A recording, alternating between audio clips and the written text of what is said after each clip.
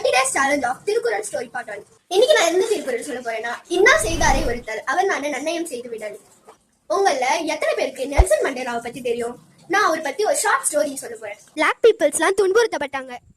அவங்க கூட நின்று போராடினவர் நெல்சன் மண்டேலா. அவங்களுக்காக போராடி 27 வருஷமா ஜெயில இருந்தாரு. அவரும் சில கஷ்டத்தெல்லாம் அடிச்சுட்டுதான் இருந்தாரு. அங்க இருந்த சோல்ஜர்ஸ், போலீஸ் எல்லாம் துன்புறுத்தினாங்க. அவங்க ஜெயில இருந்து வெளியில வந்து அந்த ஊரோடைய பிரசிடென்ட் ஆனாரு.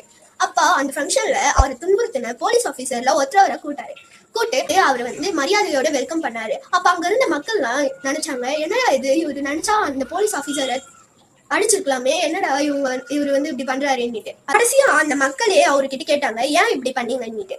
அவரும் அதுக்கு சிரிச்சுக்கிட்டே சொன்னாரு, the moral of the story is, யாரு நம்மளுக்கு கெடுதல் செஞ்சாலும் அவங்களுக்கு நம்ம திரும்பி கெடுதலே செய்யக்கூடாது. அது நம்மளுக்கு தான் திரும்பி வந்து சேரும். அதனால வந்து யார் நம்மளுக்கு கெடுதல் செஞ்சாலும் நம்ம அவங்களுக்கு நல்லதே செய்யணும். மறக்காம ஃபாலோ பண்ணிட்டு போங்க. அப்பதான் நான் போற கண்டென்ட்லாம் உங்களுக்கு வந்து சேரும்.